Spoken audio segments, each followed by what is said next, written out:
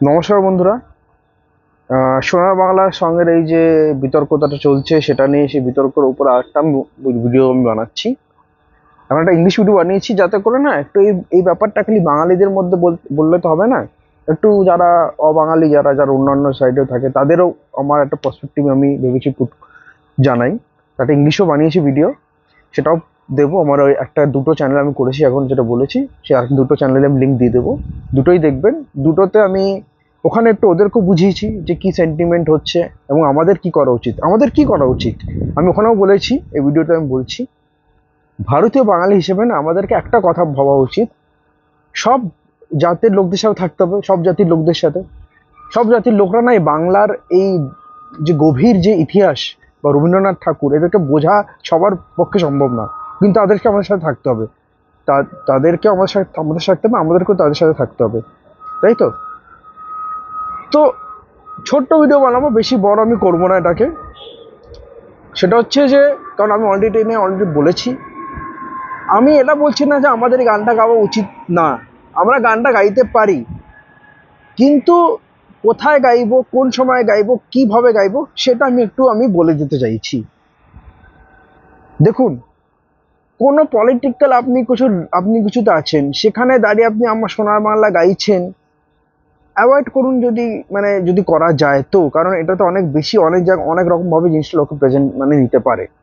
তাও আপনি গাইতে চাইছেন যে কোনো জায়গায় পাবলিক প্লেসে, ওটা কি কংগ্রেসের ওটা একটা যেরকম চলছিল, সভা একটা কোনো পার্টির আসামে কেউ একটা করে দিয়েছে কেস তার এগেনস্টে।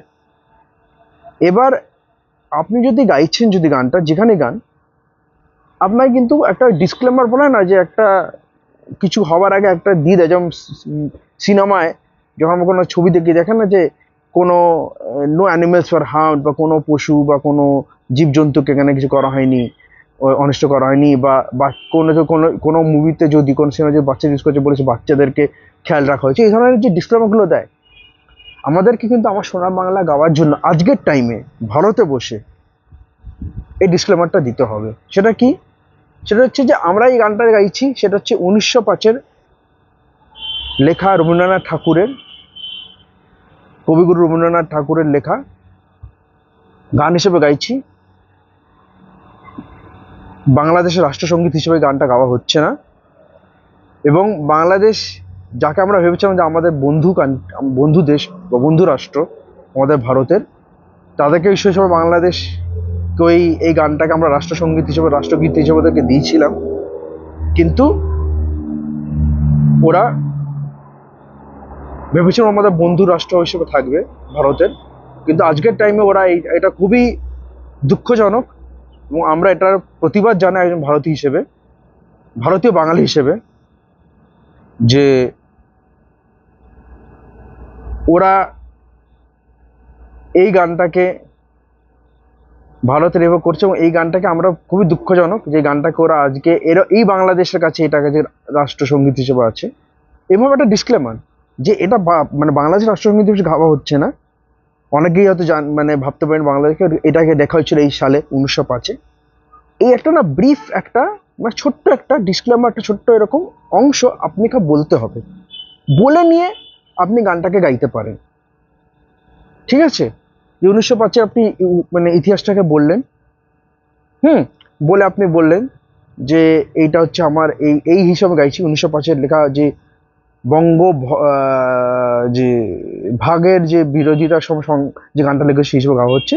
এবং আজকের যে বাংলাদেশ যারা এটাকে নিয়েছে, এবং আমরা চাই যে এই বাংলাদেশ যদি এটাও যদি বলতে পারেন, যদি যদি আপনার মন যদি চায়, কারণ আমরা আজকের এই বাংলাদেশ, এই যে বাংলাদেশ যারা ভারত বিরোধী কাজ করছে, এই বাংলাদেশের কাছে যদি এরকম একজন কবিগুরু রবীন্দ্রনাথ ঠাকুরের লেখা এরকম একটা ভালো গান বা কবিতা যদি ওরা রাষ্ট্রসঙ্গীত হিসেবে ব্যবহার করে, তো আমরা চাই না, যে এই বাংলাদেশের কাছে এই রাষ্ট্রসঙ্গীতটা থাকুক। ঠিক আছে? কারণ রবীন্দ্রনাথ ঠাকুর কিন্তু কারণ যে বিভক্ত বাংলা, মানে ওরা কিন্তু ভাবে যে বিভক্ত বাংলা ভারতে, রবীন্দ্রনাথ ঠাকুর বিভক্ত বাংলাতে কিন্তু ভারতকে জুড়েই ছিল। ঠিক আছে? এটাও বলতে হবে।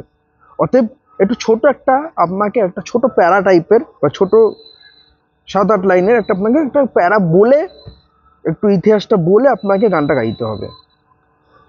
এবং আপনার একটা প্রতিবাদও জানাতে হবে সেখানে, যে আজকের বাংলাদেশকে আমরা খুব দুঃখজনক, আপনি যে এটা নিয়ে ক্ষোভ যে আছে যে আপনার মধ্যে, যে আজকের এই বাংলাদেশের কাছে যদি এরকম এই মানে এরম দেশের কাছে আমাদের এরকম একটা লেখা, কবিগুরু রবীন্দ্রনাথ ঠাকুর এরকম একটা ভালো একটা গান, ঠিক আছে, এটা খুব দুঃখজনক যে তাদের কাছে এখনো এই রাষ্ট্রসঙ্গীতটা আছে, মানে এই বাংলাদেশ এই ব্যবহার করছে রাষ্ট্রসঙ্গীত।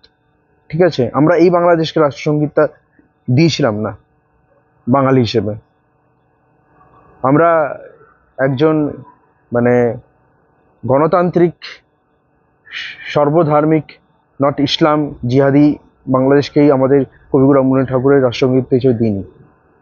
তো এটা বলে আপনাকে নিজের গানটা গান, কোনো অসুবিধা নেই, ঠিক আছে। তো তাহলে দেখবেন হয়তো হয়তো আমাদের যে প্রবলেম পড়তে হয়েছে সেটা হয়তো পড়তে হবে না। এবং এটা না বাঁচার জন্য, এটা আমার একজন ভারতীয় হিসেবে না, যে জাতি আর রাষ্ট্র যদি দুটোকে যদি ব্যালেন্স করে চলতে, যেমন এই যে বলে না যে সবাইকে কোয়েশ্চেন করা হয় যে তাহলে আমার কোন জায়গাটার দিক চলতে হবে, কি হবে, সেই ব্যালেন্সটা আমাদেরকে মেনটেন করতে হবে। সেই ব্যালেন্সটা মেনটেন না করলে আমাদের হবে না, ঠিক আছে। তো আমি এবারে ভিডিওটা এখানে শেষ করছি। যদি কোনো আপনার মতামত থাকে জানাবেন। আর নমস্কার, ভালো থাকবেন, আর থ্যাংক ইউ। ওকে।